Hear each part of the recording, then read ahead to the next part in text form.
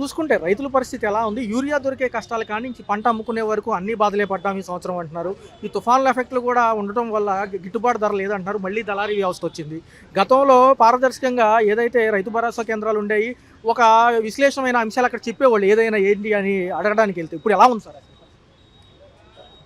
రాష్ట్ర ప్రభుత్వం కానీ అటు కేంద్ర ప్రభుత్వం కానీ రైతు భరోసా అనే మాటల్లోనే ఉంది కానీ చేతుల్లో ఎక్కడా లేదు. రైతు నష్టపోతున్నాడు. ఎక్కడ కూడా రైతుకు కోల్డ్ స్టోరేజ్లు గిడ్డంగులు అన్ని చోట్ల సదుపాయాలు కల్పించి ఏర్పాటు చేయాలి. చేస్తేనే రైతు బాగుంటాడు, రైతు క్షేమంగా ఉంటాడు. ఆ దేశం, ఆ రాష్ట్రం, నగరాలు కూడా క్షేమంగా ఉంటారు, ప్రజలంతా క్షేమంగా ఉంటారు. ధరలు కూడా తగ్గుతాయి. వాటిని పట్టించుకోకుండా దంపుడు వాగ్దానాలు, దంపుడు వాగ్దానాలు, మాయమాటలు చెప్పి ఈ ఎన్నికల్లో ఇక్కడ మహాకూటమిగా వచ్చినటువంటి ప్రభుత్వం వాటిని ఎక్కడా అమలు చేయలే. ధాన్యం తడిచిపోయినా, అపరాలు తడిచిపోయినా వాటికి రక్షణ కల్పిస్తాం, పట్టాలు ఇస్తామని తెలియజేసింది. ఎక్కడ కూడా ధాన్యం తడవకుండా ఉండడానికి పట్టాలు ఇవ్వలేదు. అట్లాగే ఎరువులు సక్రమంగా అందించలేదు కాబట్టే రైతులు బారులు తీరారు, కౌలు రైతులు బారులు తీరారు. నానా ఇబ్బందులు పగలనగా రేయనగా కాపలాలు కాస్తూ ఆ ఇచ్చే బస్తా ఎరువులు తీసుకొని అదే మొక్కుబడి కొబ్బరికాయలాగా తీసుకెళ్ళి జల్లుకుంటున్నారు. ఈ దౌర్భాగ్య పరిస్థితి రాకూడదని ఎప్పుడు కూడా రైతు వెన్నెముక, రైతే రాజ్యానికి రాజు, రైతు బాగుంటే మనం అందరం బాగుంటామని ఇప్పటికైనా ఈ మహాకూటమి నాయకులు తెలుసుకొని రైతుని రక్షిస్తారని తెలియజేయడానికే ఈరోజు ఇక్కడ ఈ కార్యక్రమం చేయడం జరిగింది. రైతు సంఘాలు ఈ రాష్ట్రంలో చేస్తున్నటువంటి నిరసన కార్యక్రమంకి సిపిఐ పార్టీగా కూడా సంఘీభావం తెలియజేస్తుంది. మేము కూడా డిమాండ్ చేస్తున్నాం, ధరలు గిట్టుబాటు ధర ఇవ్వాలి. కల్తీ విత్తనాలు, కల్తీ ఎరువులు ఎక్కడ కూడా సరఫరైనా వారిని అరెస్ట్ చేయాలి.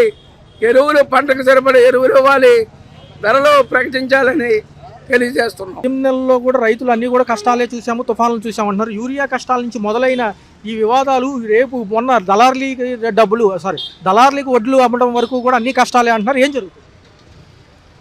కేంద్రం నుంచి ఈరోజు రాష్ట్రం కూడా కూటమి ప్రభుత్వంగా ఏర్పడింది. ఇది కూటమి ప్రభుత్వం కాదు, మాయా కూటమి ప్రభుత్వం. ప్రజల్ని మాయలో పెట్టి, మబ్బులో పెట్టి ఈ రాష్ట్రంలో ఈ కేంద్రం కానీ ప్రజలతో ఓట్లు వేయించుకొని ఈనాడు ప్రజా సమస్యలు కూడా పట్టించుకోవటం లేదు.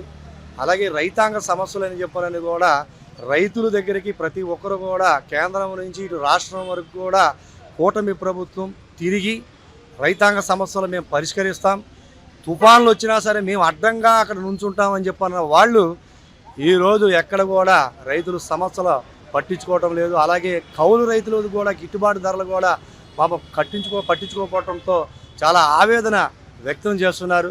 కూటమి ప్రభుత్వం మరి అధికారంలో రాకముందు మరి ఓట్లు వేయించుకున్న వాళ్ళు మరి ఎందుకు ఇంత దిగజారుడుదనం చేస్తున్నారు వీళ్ళు అని చెప్పనని నా ప్రశ్న. అంతేకాదు మరి డిప్యూటీ సీఎం పవన్ కళ్యాణ్ గారు కూడా మరి ఈ రాష్ట్రంలో కానీ కేంద్రంలో కానీ ఆయన కూడా కూటమిగా ఉండి మరి ఫస్ట్ కూడా ఆయన మార్పు సిద్ధాంతం, లెనిన్ సిద్ధాంతం అని చెప్పనని ఇప్పుడు ఈరోజు సనాతన ధర్మం అని చెప్పనని ఓ కొత్త జెండా పట్టుకొని ఆయన ఊగులాడి రైతుల మీద సమస్యలను పరిష్కరిస్తానని చెప్పానని ఆయన కూడా మరి రైతులకు చెప్పాడు. ఏమయ్యా నువ్వు పవన్ కళ్యాణ్ గారు, ఇదేనా నీ మాయా కూటమి మాటలు? మరి ఎప్పటికైనా సరే కూడా పవన్ కళ్యాణ్ కానీ ఈ కేంద్రంతో టైఅప్ అయి ఫస్ట్ కేంద్రంతో టైఅప్ ఉన్నది ఒక పవన్ కళ్యాణే, ఆ తర్వాత చంద్రబాబు నాయుడు గారి ప్రభుత్వం. మరి పవన్ కళ్యాణ్ గారు కూడా ఈ కూటమి ప్రభుత్వం గురించి ఎప్పటికప్పుడు కూడా కేంద్రానికి తెలియజెప్పి రైతుల సమస్యలు కానీ పరిష్కరించకపోతే మరి ఢిల్లీలో జరిగిన ఆ రైతాంగం సమస్యలు ఆ రోజు ఏదైతే కూడా లక్షలాది మంది రైతులు ఉద్భవించి వాళ్ళ కాళ్ళు పట్టుకునేటట్టుగా మరి కేంద్ర ప్రభుత్వం అప్పుడు చేసిందో, మరి ఈనాడు రైతు సమస్యలు కానీ పట్టించుకోకపోతే అదే రైతులు కూడా పెద్ద ఎత్తున ఉద్యమిస్తారని చెప్పాలని మేము హెచ్చరిస్తున్నాము. విజయవాడ బిల్డింగ్ వర్కర్ యూనియన్ నగరాధ్యక్షులు బెవర శ్రీనివాస్. ఇప్పటి వరకు రైతు కష్టాలు మొదలైంది యూరియా కాండించి. ఈ మోందా తుఫాన్ ఎఫెక్ట్ కానివ్వండి, ఈ తుఫాన్ల ఎఫెక్ట్తో చాలా వరకు నష్టపోయారు. రెండో దళారీ వ్యవస్థ ఎంటర్ అయింది. మళ్ళీ కూడా వాళ్ళు చెప్పిన రేటుకి అమ్మాల్సి వస్తుంది. రోడ్ల మీద ఎక్కడ చూసినా రైతులే, బైపాస్ల మీద ఎక్కడ చూసినా ఒడ్డు ఆరబోసుకుంటున్నారు. పరిస్థితులు ఎలా ఉన్నాయి సార్? నిజంగా చెప్పినట్టు ప్రభుత్వాలు వాళ్ళు చెప్పింది చేస్తున్నారు? కేంద్ర రాష్ట్ర ప్రభుత్వాలు అధికారంలో రాకముందేమో రైతే రాజు, రైతే ఎన్నుముక్క అని చెప్పడం, దానివల్ల ఓట్లు సంపాదించుకొని అధికారంలో రాగానే రైతుని పట్టించుకోకపోవటం. ఇవాళ రైతు ఎంతో కష్టపడి పండిస్తే దాన్ని కనీసం కూలీలకు కూడా డబ్బులు ఇవ్వలేని పరిస్థితిలో ఇవాళ ధరలు ఉన్నాయి. ఇవాళ మార్కెట్లో తీసుకెళ్తే గిట్టుబాటు ధర లేక ఆ పొలంలోనే తగలబెడతాం. కొంతమంది ఆ అప్పులు కట్టలేక ఆత్మహత్యలు చేసుకుంటున్నారు. ఇప్పుడైనా ఈ గవర్నమెంట్ కళ్ళు తెరిచి రైతులకు న్యాయం చేయాలని చెప్పి నేను సిపిఐ తరఫున కోరుకుంటున్నాను. దళారీ వ్యవస్థ ఎంటర్ అయిన తర్వాత ఏదైతే వాళ్ళు చెప్పిన రేట్లే తప్ప రైతులకి తారా తప్ప అని, లేకపోతే తరుగుపోతుందని చెప్పి ఈ విషయాలు చెప్తున్నారు. మరి గతంలో 1718 వరకు వెళ్ళిన ఒక బస్తా ఒడ్డు మరి ఇప్పుడు ఎందుకు ఇంత డౌన్గా ఉన్నారు?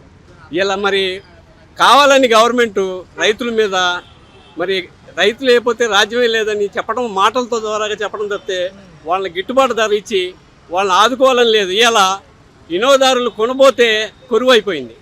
కానీ రైతు అంత కష్టపడి పండిస్తే తన గిట్టుబాటు ధర లేక అతను ఆత్మహత్యలు చేసుకోవడం, కుటుంబాలు రోడ్డు మీద పడటం జరుగుతుంది. ఈ తక్షణమే గవర్నమెంట్ కళ్ళు తెరిచి వాళ్ళకి గిట్టుబాటు ధర అందించాలని చెప్పి ఈ తుఫాన్లో నష్టపోయిన రైతులు కూడా న్యాయం చేయాలని చెప్పి కోరుకుంటున్నాం. కౌలుదారుడు పరిస్థితి ఏంటి? ఒక పక్క అన్నదాత సుఖీభవ సెక్షన్ ఏమైంది? పెట్టుబడి సాయం 20,000 అన్నారు కదా, మరి ఏమైంది? ఇవన్నీ ఏమైంది?